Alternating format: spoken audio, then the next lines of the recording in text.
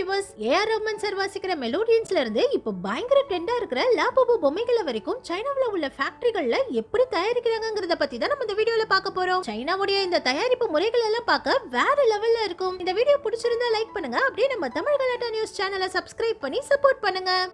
நம்ம முதல்ல பார்க்க போறது ஹேண்ட் சீலிங் மிஷின். பிளாஸ்டிக் கவர்களை ஒட்ட வைக்கிற இந்த சீலிங் மிஷினை சைனாவுல எவ்வளவு ஈஸியா தயாரிக்கிறாங்கன்னு பாருங்க. இந்த மிஷின்ல முக்கியமானதே இதுக்குள்ள இருக்கிற இந்த போர்டு தான். இந்த போர்டையே இந்த மிஷின் ஈஸியா செஞ்சு கொடுத்துருது. இதுல நிறைய வகையான சின்ன சின்ன காம்போனன்ட்ஸ் இருக்குது. அதை எல்லாத்தையும் எவ்வளவு அழகா ஃபிக்ஸ் பண்ணுது பாருங்க. இதுக்கு அடுத்ததா பெரிய காம்போனன்ட்ஸ்களை இந்த லேடி ஃபிக்ஸ் பண்றாங்க. இந்த ஃபேக்டரியில எல்லாருமே வெறும் லேடிஸ் தான். படிக்காதவங்க கூட ஈஸியா இந்த வேலைகளை செய்யற மாதிரி வேலைகளை சின்ன சின்னதா பிரிச்சு வச்சிருக்காங்க. எல்லா காம்போனன்ட்ஸ்களையும் ஃபிக்ஸ் பண்ணது அப்புறம் இந்த மிஷின்ல வச்சு எக்ஸ்ட்ரா இருக்கிற கம்பிகள் எல்லாம் கட் பண்றாங்க. எக்ஸ்ட்ரா இருக்கிற கம்பிகள் எல்லாம் கட் பண்ணதுக்கு அப்புறம் இந்த போர்டு வர்க் ஆகுதான்னு பவர் கொடுத்து செக் பண்றாங்க. கரெக்ட்டா வர்க் ஆகுற போர்டுகளை அடுத்த செக்ஷனுக்கு அனுப்பி கரெக்ட்டான ஹீட்டை ப்ரொடியூஸ் பண்ணுதான்னு செக் பண்றாங்க. இதுக்கு அடுத்த ஸ்டேஜ்ல இந்த கம்பிகளையும் பவர் ஸ்விட்ச்களுக்கான வயர்களையும் சால்டரிங் பண்றாங்க. சால்டரிங் பண்ற வேலைகள் எல்லாம் முடிஞ்சதுக்கு அப்புறம் இந்த மிஷின்ல மோல்டுகள் எல்லாம் ரெடி பண்றாங்க. இந்த பெரிய மிஷின்களை கூட பெண்கள் தான் ஆபரேட் பண்றாங்க. உதிரி பாகங்களை எல்லாம் செஞ்சதுக்கு அப்புறம் இதுல எக்ஸ்ட்ராவா இருக்கிற பிளாஸ்டிக்கள் எல்லாம் கட் பண்ணிட்டு அசெம்பிளி செக்ஷனுக்கு அனுப்பிடுறாங்க.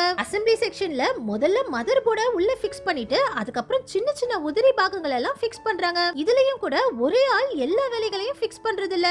ஈஸியா இருக்கணும்ங்கிறதுக்காக ஒவ்வொரு ஆளும் சின்ன சின்ன உதிரி பாகங்களை தான் ஃபிக்ஸ் பண்றாங்க. ஒரு 10 நிமிஷத்துக்குள்ளேயே இந்த ஹேண்ட் பிரஷர் சீலிங் மிஷினை செஞ்சு முடிச்சிடுறாங்க. முதல்ல போர்டை செய்யறதுல இருந்து இத பேக் பண்ணி அனுப்புற வரைக்கும் எல்லா வேலைகளையும் பெண்களே செஞ்சுடுறாங்க. அடுத்தது லாபுபு டால். இப்போ உலகம் முழுக்க பயங்கர ட்ரெண்டிங்கா இருக்கிற பொம்மை தான் இந்த லாபுபு. போன வருஷம் மட்டும் இந்த சைனீஸ் நிறுவனம் 1.8 பில்லியன் டாலர், இந்திய மதிப்புக்கு 15,000 கோடி ரூபாய்க்கு இந்த பொம்மையை வித்திருக்காங்க. வாங் நீங்கங்கிற இந்த பையன் தான் இந்த கம்பெனியோட ஓனர். இந்த பொம்மையை வாங்குறதையே இப்போ நிறைய பேர் ஒரு ஹாபியா வச்சிருக்காங்க. ஏன்னா இதுல இருக்கிற மிஸ்ட்ரி பாக்ஸ்ல உள்ள என்ன பொம்மை இருக்கும்னே தெரியாது. வாங்கி ஓபன் பண்ணதுக்கு அப்புறம் தான் நமக்கு என்ன பொம்மை கிடைச்சிருக்குன்னே தெரியும். இதனாலேயே நமக்கு விலை உயர்ந்த ரேரான பொம்மை கிடைச்சிடாதான்னு நிறைய பேர் திரும்ப திரும்ப இந்த பொம்மையை வாங்குறாங்க. இப்ப உலகம் முழுக்க இவங்க 500 கடைகள்லயும் 2000 வெண்டிங் மிஷின்கள்லயும் இந்த பொம்மைகளை விக்கிறாங்க. ஒவ்வொரு முறையும் புது மாடல் ரிலீஸ் ஆகும்போது மக்கள் போட்டி போட்டுக்கிட்டு கியூல நின்று இந்த பொம்மைகளை வாங்குறாங்க. ரேரான பொம்மைகள் கிடைச்சா ஈபேலயும் அதிக விலைக்கு மக்கள் விக்கிறாங்க. இந்த சைனீஸ் நிறுவனம் கார்ட்டூன் கேரக்டர்கள் மூலமாவும் சுற்றுலா தலங்கள்ல இந்த மாதிரி பொம்மைகள் டான்ஸ் ஆடுற மாதிரி நிறைய ஆளுங்களை செட் பண்ணியும் மக்களை இந்த பொம்மைகளை வாங்க வச்சுட்டாங்க.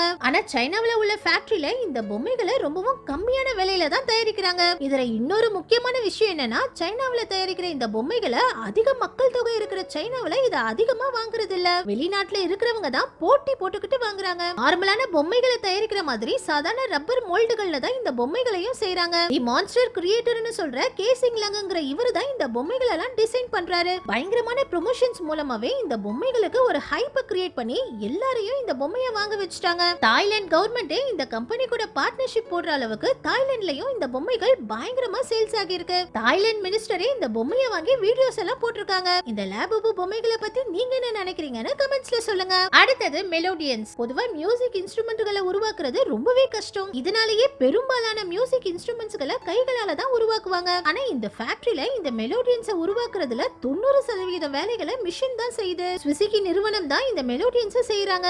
1950ல ஹோனர்ங்கிறவர் தான் இந்த மெலோடியன்ஸ் இன்ஸ்ட்ருமெண்ட்டை உருவாக்கி இருக்காரு. இந்த இன்ஸ்ட்ருமெண்ட்டுக்கு முக்கியமானதே இந்த பித்தளை பிளேட்டுகள் தான். இத சரியான அளவுல கட் பண்ணலனா கரெக்டான சவுண்ட் வராது. இந்த மிஷின் தான் அந்த கட் பண்ற வேலையை செய்து. ஒவ்வொரு கம்பிக்கும் இவங்க ஒரு அளவு வச்சிருக்காங்க. இந்த மிஷின் பர்ஃபெக்ட்டான சைஸ்ல எல்லா கம்பிகளையும் கட் பண்ணுது. அதுக்கு அடுத்ததா இந்த மிஷின் அடித்தட்டையும் கட் பண்ண கம்பிகளையும் ஒண்ணா ஜாயின் பண்ணுது. ஒரு கம்பியை ஜாயின் பண்ணும்போதே அந்த ஒவ்வொரு கம்பிகளுக்கான சவுண்டும் வந்துகிட்டே இருக்குது. இதுக்கு அடுத்ததா இந்த பிளாஸ்டிக் மோல்டுகள் மூலமா மேல வரக்கூடிய கீஸ்களை செய்றாங்க. இதையும் முழுக்க முழுக்க மிஷின்கள் தான் செய்யுது. பிளாக் கீ ஒயிட் கீயை செஞ்சதுக்கு அப்புறம் இந்த மிஷின் அவுட்டரோட பேக் கேஸையும் ஃப்ரண்ட் கேஸையும் செய்யுது. இந்த கீஸை அசெம்பிள் பண்ற வேலைகளை மட்டும் தான் மனிதர்கள் செய்றாங்க. அதுலயும் இந்த கீஸ் எல்லாம் கரெக்டான சைஸ்ல இருக்குதான்னு கூட இந்த கம்ப்யூட்டர் தான் செக் பண்ணுது. இதுக்கு அடுத்ததா இந்த ஒவ்வொரு கீஸ்க்கும் தேவையான ஸ்ப்ரிங்குகளை இந்த மிஷின் எவ்வளவு அழகா ஃபிக்ஸ் பண்ணுது பாருங்க. வெறும் ஒரே நிமிஷத்துக்குள்ள எல்லா ஸ்ப்ரிங்குகளையும் அழகா ஃபிக்ஸ் பண்ணிடுது. இதுக்கு அடுத்ததா இது மேல பிளேட்ஸ் வச்சு ஸ்க்ரூஸை கூட இந்த மிஷின் தான் போடுது. மனிதர்களுக்கு இந்த கீஸ் எல்லாம் கரெக்டா ஒர்க் ஆகுதான்னு செக் பண்ற வேலை மட்டும் தான். பேக்கிங் செக்ஷன்ல கூட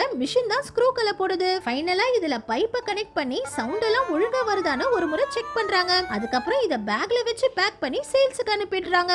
அடுத்தது டோர் லாக். இந்த டிஜிட்டல் டோர் லாக்ஸ் கூட எவ்வளவு ஈஸியா இந்த ஃபேக்டரியில செய்றாங்க பாருங்க. ஹோன்ங்கற நிறுவனம் தான் இந்த டிஜிட்டல் டோர் லாக்குகளை செய்றாங்க. இந்த ஃபேக்டரியிலயும் பெண்கள் தான் அதிகமான வேலைகளை செய்றாங்க. முதல்ல இந்த லாக்கோட பிளாக் அவுட்டர் டச் ஸ்கிரீன் கேஸை ஃபிக்ஸ் பண்றாங்க.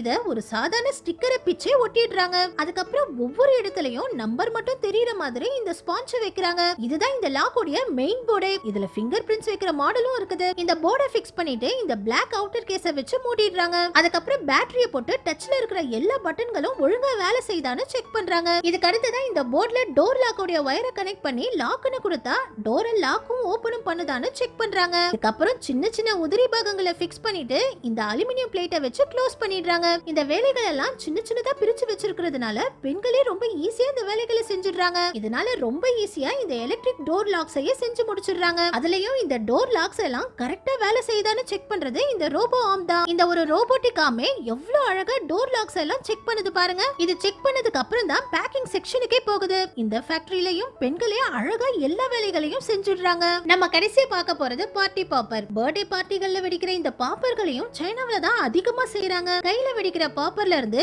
இந்த மாதிரி மிஷின்ஸ் மூலமா வெடிக்க வைக்கிறது, பட்டாஸ் மாதிரி ஃபயர் பண்ண வைக்கிறதுன்னு நிறைய வகையான பாப்பர்கள் இருக்குது. கையில வச்சு வெடிக்கிற பாப்பர்ல இதோட அடிப்பகுதியில தான் திருக்குன உடனே வெடிக்கிற செட்டிங்ஸ் இருக்குது. அதுக்கு முதல்ல இந்த கப்பை செய்றாங்க. அதுக்கப்புறம் இந்த மிஷின் இந்த கப்புகளை சரியான அளவுல கட் பண்ணுது. அதுக்கப்புறமா இந்த அவுட்டர் ரிங்குகளை செய்றாங்க. இத எல்லாத்தையும் மிஷின்களே செய்யுது. இந்த மிஷின் இந்த ரெண்டையும் ஒன்னா பத்த வச்சிருது. இந்த கடினமான மிஷின்களை கூட பெண்கள் தான் ஆபரேட் பண்றாங்க. இதுக்கு அடுத்ததா இது மேல நாப வச்சு இந்த மாதிரி பத்த வச்சிடுறாங்க. அதிக வெப்பத்துல இயங்குற இந்த மிஷினையும் பெண்கள் ஈஸியா ஆபரேட் பண்றாங்க. இதுக்கு அடுத்ததா இது மேல ஒரு ரப்பரை வச்சு இந்த மாதிரி த்ரெட்டை போட்டு கட்டிடுறாங்க. அடிப்பகுதி ரெடி ஆயிடுச்சுன்னா அதுக்கு அடுத்த வேலை ரொம்பவே ஈஸி. அட்டைகளை இந்த மாதிரி ரவுண்ட் ரவுண்டா கட் பண்ணி அடிப்பகுதியையும் அட்டையையும் ஒன்னா சேர்க்கறாங்க. அதுக்கப்புறம் இதுக்குள்ள கலர் பேப்பர்களை கொட்டி மேல இந்த மாதிரி பேப்பரை போட்டு ஒட்டிடுறாங்க. இதுக்கப்புறம் அவுட்டர் பேப்பரை இந்த மிஷின் தான் ஒட்டுது. பொதுவா சைனாவுல எல்லா ஃபேக்டரிகள்லயும் 90% வேலைகளை மிஷின்களே செஞ்சிருது. ஃபைனலா பேக்கிங் பண்ணி சேல்ஸ்க்கு அனுப்புற வேலையை மட்டும் தான் மனிதர்கள் செய்றாங்க. ஓகே வியூவர்ஸ், சைனாவுடைய இந்த தொழிற்சாலைகளை பத்தி நீங்க என்ன நினைக்கிறீங்கன்னு கமெண்ட்ஸ்ல சொல்லுங்க. இந்த வீடியோ பிடிச்சிருந்தா லைக் பண்ணுங்க. அப்படியே நம்ம சேனலையும் சப்ஸ்கிரைப் பண்ணி சப்போர்ட் பண்ணுங்க.